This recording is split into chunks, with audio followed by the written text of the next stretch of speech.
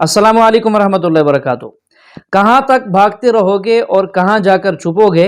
Guys, आज की video में आप देखेंगे इंडियन हिंदू लोग अपने मंदिरों के अंदर अजान देना शुरू कर चुके हैं और उसकी वजह ये बताई जा रही है कि आने वाला जो कोरोना है, उसकी जो नई लहर है, उसके बचाव के लिए ये लोग अजान दे रहे हैं। और अजान देते हुए साथ में हिंदू पंडित बैठा है, उसको वो अजान हजम नहीं हो रही और वो वही अमल कर रहा है जो नबी अलैहिस्सलाम के ज़माने में अजान के वक़्त मुशरिकीन मक्का किया करते थे। तो गाइज़, ये वीडियो देखिए और इसके बाद सुनते हैं डॉक्टर जाकिर साहब इस बारे में क्या कहते हैं। तो आपने वीडियो में हमारे साथ एंड तक रहना है और आप वीडियो को लाइक भी कीजिएगा, शेयर भी कीजिएगा और अगर आप नए हैं तो हमारे चैनल को सब्सक्राइब ज़रूर कीजिएगा।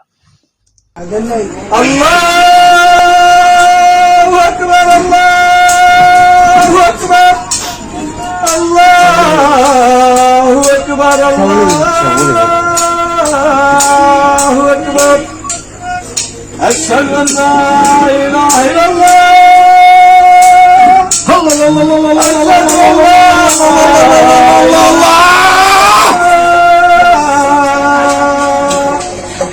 أشهد أن محمد رسول الله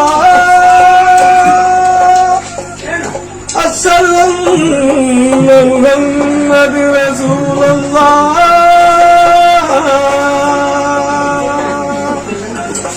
حي على الصلاة حي على الفلاح حي على الفلاح حي على الفلاح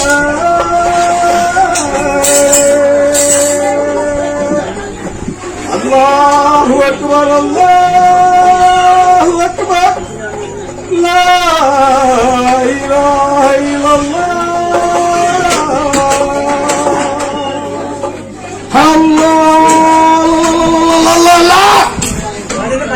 اسلام میں استعمال ہوتی ہے انسان کی آواز، اور انسان کی آواز یہ جتنے اعلیٰ ہے ان سے کہیں بہتر ہے اور سریلی ہے۔ کان کو سریلی ہونے کے علاوہ اس کے اندر ایک پیغام بھی ہے۔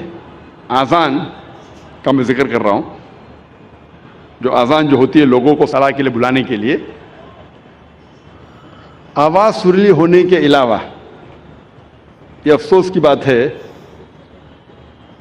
کہ بمبئی شہر میں جو مسجدوں میں آذان ہوتی ہے، افسوس کی بات ہے اکثر یہ آذان سریلی نہیں ہوتی، کان کو تکلیف زیادہ دیتی ہے، رہنمائی کے بدلے تکلیف زیادہ دیتی ہے۔ آپ اگر حرمین کی آذان سنیں گے، مکہ کی یا مدینہ کی، ماشاءاللہ آپ کا دل خوش ہو جاتا ہے۔ وہ آذان آپ کو رب کی یاد دلاتی ہے۔ بمبئی شہر میں جو آذان ہم سنتے ہیں تکلیف زیادہ دیتی ہے، سب آذان نہیں، اکثر ہمیں کوشش کرنا چاہیے کہ ہمارے مؤذن کو اکٹھا کر کے ان کو تربیت دینا چاہیے، پریکٹس دینا چاہیے کس طریقے سے آذان دینی چاہیے، کیونکہ آذان کے وجہ سے جب میں انٹرویو کرتا ہوں کئی نو مسلم کو، میں کئی نو مسلم کو جانتا ہوں جو صرف آذان کے وجہ سے اسلام قبول کیے۔ میں پوچھتا ہوں اکثر نو مسلم سے، آپ کو اسلام میں سب سے زیادہ پسندیدہ چیز کیا لگی؟ اکثر لوگ کہتے ہیں توحید اور کئی چیزیں۔ کچھ لوگوں نے مجھ سے کہا وہ آذان اتنی اچھی ہے کہ جب بھی آذان سنتا ہوں میں دل میرا باغ ہو جاتا ہے، دل خوش ہو جاتا ہے۔ تو ہمیں کوشش کرنا چاہیے کہ ہمارے مؤذن جو ہے اس شہر میں ان کی تربیت کرے کہ کس طریقے سے صحیح آذان دینا چاہیے۔ اور جیسے میں کہہ رہا تھا کہ آذان سریلی ہونے کے علاوہ ایک پیغام دیتی ہے ہمیں۔ افسوس کی بات ہے کہ اکثر مسلمان آذان کی معنی جانتے ہی نہیں۔ تو مسلمان نہیں جانتے تو غیر مسلم کیسا جانے؟ اور میں ایک واقعہ آپ سے کہنا چاہتا ہوں، اور یہ حقیقت واقعہ ہے۔ تقریباً 10-15 سال پہلے جب میں کیرالہ میں گیا تھا تقریر کرنے کے لیے، اور یہ حقیقت ہے. مجھے مہمان خصوصی بنا گیا تھا اور میرے تقریر کے پہلے ایک غیر مسلم پولیٹیشین کو بلایا تھا اور اپنے تقریر میں ہر پولیٹیشین جو غیر مسلم میں کوشش کرتا ہے کہ اگر مسلم گیدرنگ دیکھتا ہے تو وہ تعریف کرے گا اسلام کی. تو یہ غیر مسلم پولیٹیشین تعریف کرتے کرتے کہنے لگا کہ ہمارے اس دیش میں جو مسلمان مغل بادشاہ اکبر اتنے مہان کام کیے، اسی لیے مسلمان روز 5 بار اللہ اکبر کر کے اکبر بادشاہ کی تعریف کرتے. آپ سمجھ رہے ہیں جوک ہے، جوک نہیں حقیقت ہے، اور میں خود گواہ ہوں. میں اسٹیج پہ بیٹھا تھا. اچھا میرے تقریر کے پہلے اس نے کہا، تقریر میں نے اس کی غلط فہمی کو دور کیا کہ ہم مسلمان جب اللہ اکبر بولتے ہیں تو اکبر بادشاہ کی تعریف نہیں کرتے. اکبر بادشاہ تو موجود بھی نہیں تھا اس وقت. اللہ کے رسول کے ٹائم پہ اکبر بادشاہ کہاں تھے؟ جب اللہ اکبر کہتے ہیں اس کی یہ معنی ہے کہ اللہ سب سے بڑا ہے، اللہ از دا گریٹسٹ. اسی لیے ہر مسلمان کا فرض ہے کہ کم از کم وہ آذان کی معنی کو جانے تاکہ خود کے دل پہ اثر ہو، اور ساتھ ساتھ جو لوگ کو اس کی معنی نہیں پتہ ہے، غیر مسلمانوں کو نہیں پتہ ہے، ان لوگوں کو اس کی معنی بتائے. اور آذان میں ہم 4 بار دہراتے ہیں اللہ اکبر اللہ اکبر اللہ اکبر اللہ اکبر. اللہ سب سے بڑا ہے، اللہ سب سے بڑا ہے، اللہ سب سے بڑا ہے، اللہ سب سے بڑا ہے. اشہد ان لا الہ الا اللہ، میں گواہی دیتا ہوں اللہ کے علاوہ کوئی معبود نہیں. میں گواہی دیتا ہوں کہ اللہ کے علاوہ کوئی معبود نہیں. اشہد ان محمد رسول اللہ، میں گواہی دیتا ہوں کہ محمد صلی اللہ علیہ وسلم اللہ سبحانہ و تعالیٰ کے رسول ہے. میں گواہی دیتا ہوں کہ محمد صلی اللہ علیہ وسلم اللہ کے رسول ہے. حی علی الصلاح، حی علی الصلاح، آؤ صلاح کی طرف، آؤ صلاح کی طرف. حی علی الفلاح، حی علی الفلاح، آؤ فلاح کی طرف، آؤ فلاح کی طرف، آؤ کامیابی کی طرف، آؤ کامیابی کی طرف، آؤ اچھے کام کی طرف، اچھے کام کی طرف. اللہ اکبر اللہ اکبر، اللہ سب سے بڑا ہے، اللہ سب سے بڑا ہے.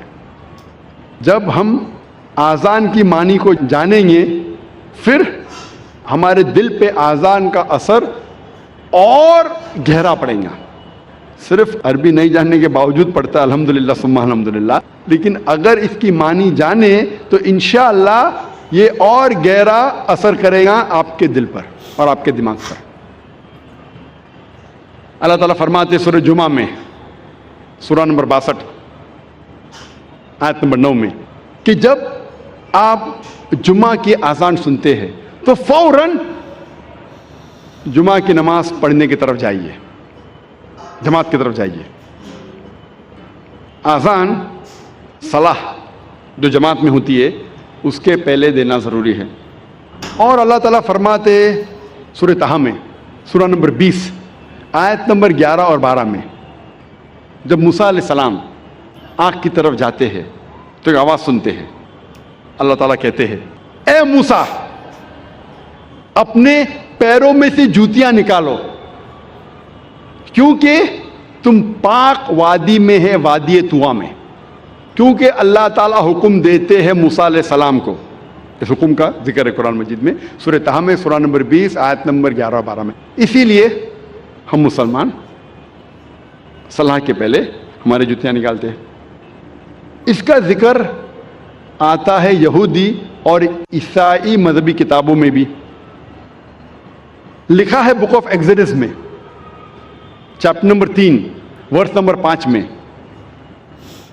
خدا کہتے ہیں موسیٰ علیہ السلام سے draw not nigh hither, put off thy shoes from thy feet, for the place where thou standest is holy ground. نزدیک مت آؤ، ٹھہر جاؤ، اپنے پیروں سے جوتیاں نکالو کیونکہ جس جگہ آپ کھڑے وہ پاک جگہ ہے، وادی طویٰ کی.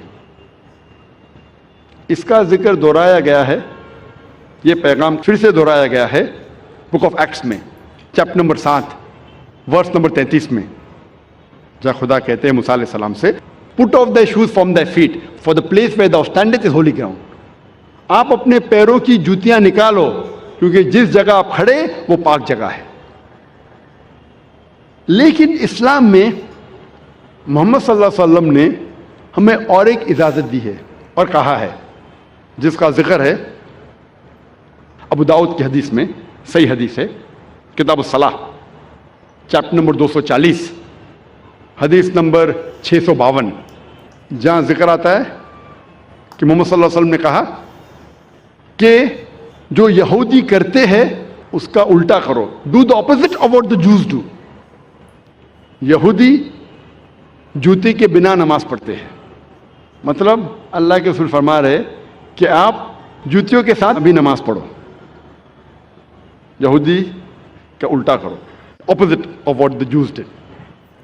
اللہ کے رسول فرماتے ہیں، حدیث میں آتا ہے، صحیح حدیث ہے، سنن ابو داؤد کی جلد نمبر 1 کتاب الصلاح چیپٹر نمبر 240 حدیث نمبر 653، جہاں عمر بن شعیب رضی اللہ عنہ وہ فرماتے ہیں کہ انہوں نے سنا اپنے والد سے کہ ان کے دادا نے کہا کہ اللہ کے رسول کو دیکھا نماز پڑھتے ہوئے جوتیوں کے ساتھ اور بنا جوتیوں کے۔